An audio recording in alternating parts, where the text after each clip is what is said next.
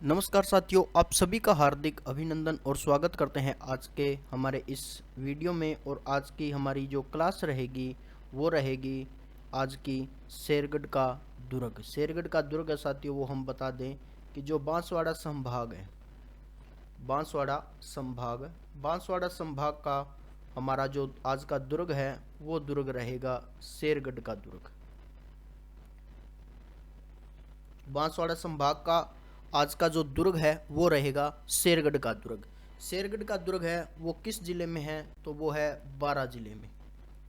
शेरगढ़ का दुर्ग बारां जिले में है। और किस प्रकार से इस दुर्ग का इतिहास है और किस प्रकार से यहाँ के जो राजा थे उनका शासनकाल है, उनके बारे में हम बात करते हैं। उससे पहले साथियों एक और दुर्ग है जो शेरगढ़ दुर्ग से पहले है, उसका नाम है इंद्रगढ़ दुर्ग। इंद्रगढ़ दुर्ग, इंद्रगढ़ दुर्ग है साथियों, इसके बारे में कोई ज़्यादा हमें जानकारी नहीं मिलती है और परीक्षा में भी है यह हमारे लिए महत्वपूर्ण नहीं है। तो इस दुर्ग को है वो हम यहीं पे विराम देते हैं।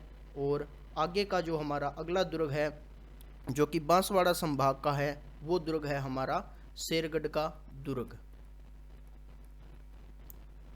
शेरगढ़ का दुर्ग, शेरगढ़ का दुर्ग कहाँ पे है? बारां में है। बारां जिले का शेरगढ़ का दुर्ग। बात करते हैं शेरगढ़ दुर्ग के बारे में।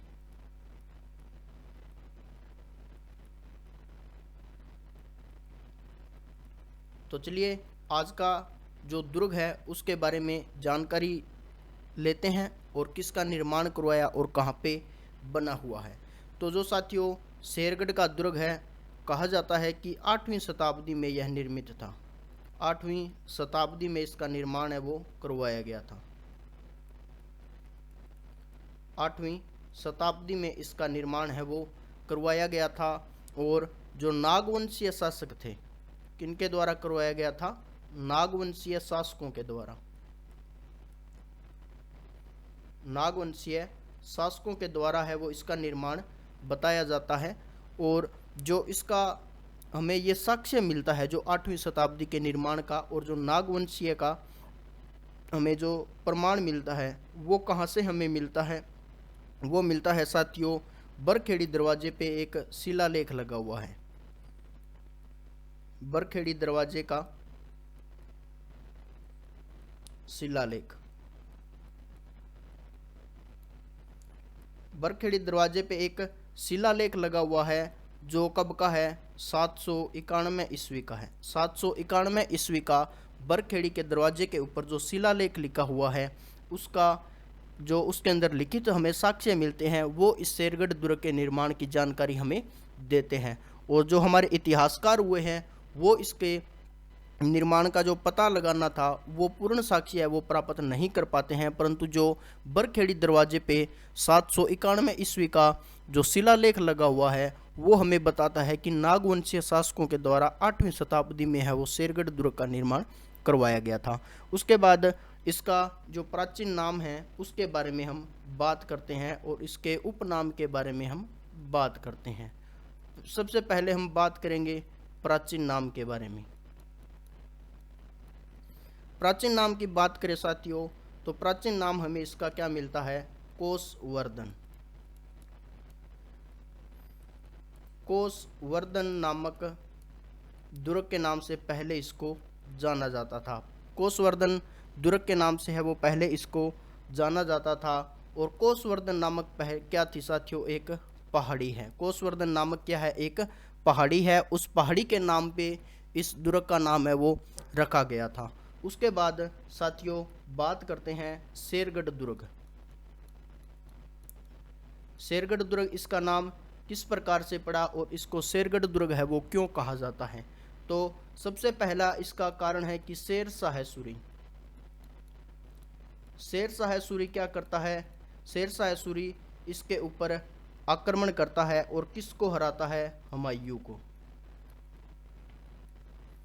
शेर शाह सूरी आक्रमण करता है शेरगढ़ दुर्ग पे और शेर शाह सूरी था उसने हुमायूं को है वो यहाँ से परास्त कर दिया था और इस दुर्ग को क्या कर लिया था? जीत लिया था। और इसके अंदर परास्त किसको करता है? तो हुमायूं को क्या करता है? वो परास्त करता है या फिर युद्ध के अंदर हराया था और हराने के बाद शेर शाह सूरी क्या कर लेता है, शेरगढ़ दुर्ग पे अधिकार कर लेता है। उसके बाद जो शेर शाह सूरी था साथियों, वो क्या बनता है, दिल्ली का सम्राट बनता है, और दिल्ली का सम्राट बनता है या फिर दिल्ली का बादशाह बन जाता है। दिल्ली का बादशाह कौन बनता है, शेर शाह सूरी। शेर शाह सूरी दिल्ली का बादशाह बन जाता है और इधर क्या कर लेता है, हुमायूं पे आक्रमण करके शेरगढ़ दुर्ग को जीत लेता है। और उसके बाद ये जो शेर शाह सूरी आक्रमण करता है तो वो करता है साथियों 1524 ईस्वी में, 1524 ईस्वी में करता है। और जो उसका अभियान चल रहा था, यहाँ पे एक अभियान की भी बात करेंगे साथियों, जो इसका अभियान चल रहा था वो कौन सा था, मालवा विजय अभियान। मालवा विजय अभियान, मालवा विजय अभियान के दौरान है वो शेर शाह सूरी किस पे आक्रमण करता है, शेरगढ़ दुर्ग पे आक्रमण करता है और 1542 ईस्वी में है वो इस दुर्ग को जीत लेता है। और जीत के समय यहाँ के शासक कौन था, हुमायूं था। हुमायूं यहाँ का शासक था और 1524 ईस्वी में हुमायूं पे आक्रमण करके शेरगढ़ दुर्ग को विजय कर लेता है और इसका नाम बदलकर कोसवर्धन दुर्ग से क्या कर देता है, शेरगढ़ दुर्ग कर देता है। और उसके बाद इसका जो मुख्य कारण है या फिर जो सबसे बड़ा कारण हमें किसका मिलता है कि जो इसका नाम बदला गया था, इसको कोसवर्धन से शेरगढ़ दुर्ग कहा गया था, वो किसके कारण कहा गया था, क्योंकि शेर शाह सूरी क्या करवाता है, इसका जीर्णोद्वार करवाता है। अर्थात यहाँ पे क्या करवाता है, जो इसका निर्माण कार्य था वो क्या करता है, पूर्ण करता है, निर्माण कार्य पूर्ण करता है। और यहाँ पे क्या करता है, महलों का निर्माण करवाता है, महलों का निर्माण करवाता है साथियों। उसके बाद में यहाँ के जो मुख्य शासक रहे थे और जो दुर्ग पे अन्य किसका अधिकार रहा था, उसके बाद में शेर शाह सूरी की क्या हो जाती है, मृत्यु हो जाती है। शेर शाह सूरी की क्या हो जाती है साथियों, मृत्यु हो जाती है। और मृत्यु के बाद जो दुर्ग था वो किसके हाथ में चले जाता है, मुगलों का शासन आ जाता है।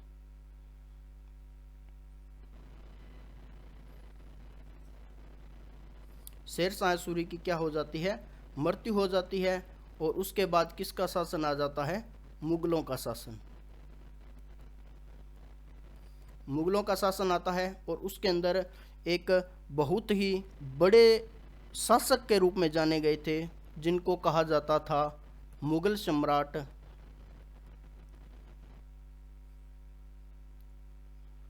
मुगल सम्राट फर्रुखियर, जिनको मुगल सम्राट फर्रुखियर के नाम से जाना जाता था। और ये शासक कहाँ के थे, कोटा के शासक थे। मुगल सम्राट फर्रुखियर है वो अपना अधिकार इसके ऊपर दुर्ग पे कर लेते हैं शेर शाह की मृत्यु के बाद में। और उसके बाद जो कोटा के महारावल भीम सिंह थे, कोटा के महारावल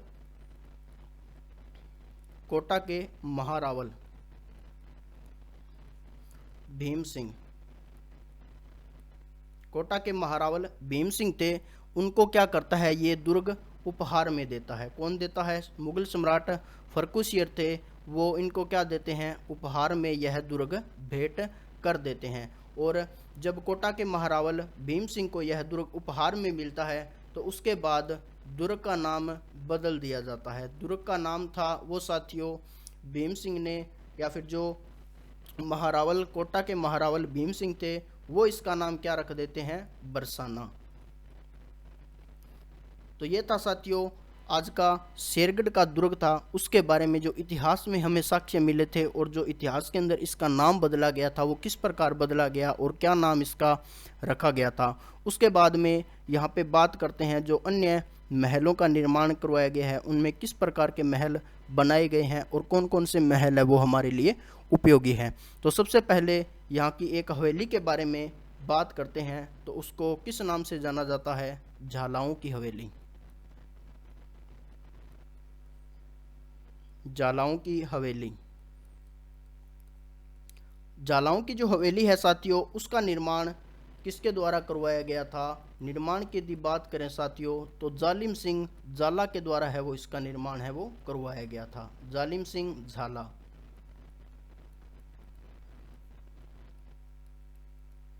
जालिम सिंह झाला, जालिम सिंह झाला के द्वारा इसका निर्माण करवाया गया था।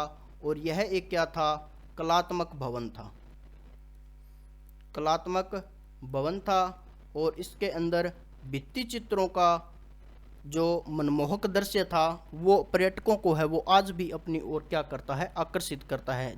इस हवेली के अंदर भित्ति चित्र बनाए गए थे और यह क्या है? एक आकर्षण का केंद्र था। आकर्षण का केंद्र बनाया गया है साथियों। उसके बाद यहाँ के जो जालिम सिंह झाला थे वो क्या थे? यहाँ के महारावल उमेद सिंह थे, उनके दीवान थे। महाराजा उमेद सिंह के बारे में बात करते हैं। महारावल उमेद सिंह। महारावल उमेद सिंह। महारावल उमेद सिंह कहाँ के शासक थे साथियों? वो थे कोटा के शासक। कोटा के शासक। जब झालाओं की हवेली है इसका जब निर्माण हो रहा था तो इसका निर्माण करने वाला व्यक्ति था वो कौन था? जालिम सिंह झाला था। और जालिम सिंह झाला कौन थे? कोटा के जो शासक थे महारावल उमेद सिंह, उनका ये क्या था? दीवान था साथियों। महारावल उमेद सिंह कोटा के शासक थे और जो जालिम सिंह झाला है वो क्या थे? वहाँ के दीवान थे। तो झालाओं की हवेली है वो महारावल उमेद सिंह जो कि कोटा के शासक थे, उनके दीवान जालिम सिंह झाला के द्वारा है वो झालाओं की हवेली का निर्माण है वो करवाया गया था। उसके बाद यहाँ की अंतिम और जो महत्वपूर्ण है हवेली है साथियों उसके बारे में हम बात करें तो वो कौन सी है? यहाँ की अंतिम हवेली है आमिर खान के महल। आमिर खान के महल। आमिर खान के महल के बारे में बात की जाए साथियों तो ये एक क्या थे? एक मुस्लिम व्यक्ति था जो कि अंग्रेज़ों से बचने के लिए है वो इस दुर्ग के अंदर आता है और दुर्ग के अंदर बने आमिर खान के जो महल थे उसके अंदर रहता है। और आमिर खान है वो जिनके पास रहता था उनका नाम क्या था? जालिम सिंह झाला। जालिम सिंह झाला के पास है वो आते हैं और उसके अंदर महल में रहते हैं। तो सबसे पहले हम बात करेंगे इनके नाम के बारे में। तो आमिर खां आपको इसका नाम मिलता है, आमिर खां, या फिर आपको इस प्रकार खां लिखा हुआ मिलता है। और उसके बाद ये आए किसके पास थे? उनका नाम क्या था? जालिम सिंह झाला। जालिम सिंह झाला। और इनके यहाँ पे आने का जो कारण था साथियों वो क्या था? अंग्रेजों से अपनी जान बचाना। अंग्रेजों से अपनी जान बचाना। अंग्रेजों से अपनी जान बचाने के लिए जालिम सिंह झाला के पास में कौन आता है? आमिर खान आता है, या फिर इसको अमीर खान के नाम से भी आप जान सकते हैं। आमिर और अमीर खान आपको दोनों नाम लिखे हुए मिलेंगे। और यह अंग्रेज़ों से बचने के लिए या फिर अंग्रेज़ों से अपनी जान बचाने के लिए जालिम सिंह झाला के पास कहाँ पे आते हैं?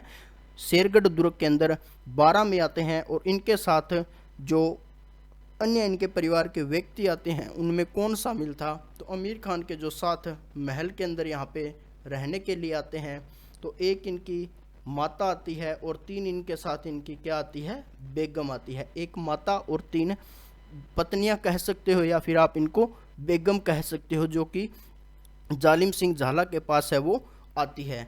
जालिम सिंह झाला और इन दोनों के बीच में यहाँ पे जो संबंध बनता है वो क्या बनता है? पगड़ी बदल भाई।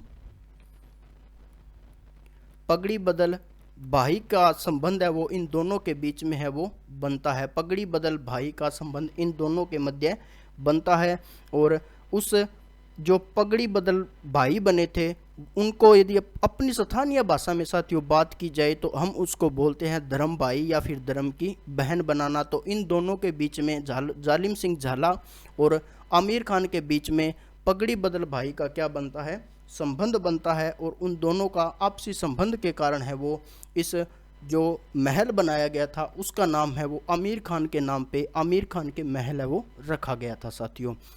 उसके बाद कुछ अन्य टॉपिक है या फिर इसकी जो अन्य हमें जो फैक्ट मिलते हैं, उन फैक्ट के अंदर कौन कौन से हैं, मुख्य रूप से हमें 2 फैक्ट मिलते हैं इसके, और इस दुर्ग के ये अंतिम लाइनें हैं जो हमें यहाँ पे मिलती है। और एक यहाँ पे क्या बनी हुई है, पाटन की हवेली। पाटन की हवेली कहाँ पे बनी हुई है, शेरगढ़ दुर्ग में। शेरगढ़ दुर्ग के अंदर है वो पाटन की हवेली है वो साथियों बनी हुई है। और उसके बाद यहाँ पे पाषाणकालीन अवशेष भी हमें क्या होते हैं, प्राप्त होते हैं। पाषाणकालीन अवशेष, पाषाणकालीन अवशेष मिले हैं यहाँ की खुदाई के दौरान है वो हमें पाषाणकालीन जो अवशेष थे वो हमें यहाँ पे मिलते हैं साथियों। तो आज हमने साथियों बात की थी शेरगढ़ दुर्ग कहाँ का था, बारा का। बारा का शेरगढ़ दुर्ग है, आज हमने उसके बारे में चर्चा की थी। और आर्ट और जो कला संस्कृति, हमारी कला संस्कृति का जो महत्वपूर्ण फैक्ट है उसके अंदर हम आपके लिए लगातार है वो वीडियो लेकर के आ रहे हैं। तो पिछले भाग के अंदर हमने जो अन्य दुर्ग के बारे में जो भी हमें इम्पोर्टेंट फैक्ट और परीक्षा की दृष्टि से जो भी महत्वपूर्ण हमें फैक्ट मिलते हैं उनके बारे में हमने चर्चा कर ली थी। और आज हमने शेरगढ़ का दुर्ग है उसके बारे में चर्चा कर ली है। और जो आगे का किला है वो हम बांसवाड़ा संभाग के अंदर स्थित एक साहेबाद का किला है उसके बारे में चर्चा करेंगे। साहेबाद का किला, साहेबाद का किला है उसके बारे में हम चर्चा करेंगे। और इसका जो समय रहेगा साथियों वो रहेगा 15 मार्च को शाम 8 बजे। 15 मार्च को शाम 8 बजे है वो हम इस पे चर्चा करेंगे साहेबाद का किला। हम कोशिश आपके लिए यही रखेंगे साथियों कि इस क्लास को हम आपके लिए लाइव लेकर के आएँ। तो चलिए साथियों मिलते हैं। एक जो हमारी असेसमेंट नंबर 6 की जो क्लास होनी है सुबह, आपकी जो कंप्यूटर की क्लास चल रही है उसके अंदर हम सुबह असेसमेंट नंबर 6 की बात करेंगे। तो वो क्लास है वो हमारी लाइव नहीं होगी, वो हम आपके लिए रिकॉर्डेड क्लास रखेंगे। तो आप एक बार है वो कुछ समय की कमी के कारण है वो हम उसको रिकॉर्डेड के रूप में है आपके लिए लेकर के आ रहे हैं। तो चलिए साथियों मिलते हैं सुबह 8 बजे की क्लास में। तब तक के लिए जय हिंद, जय भारत।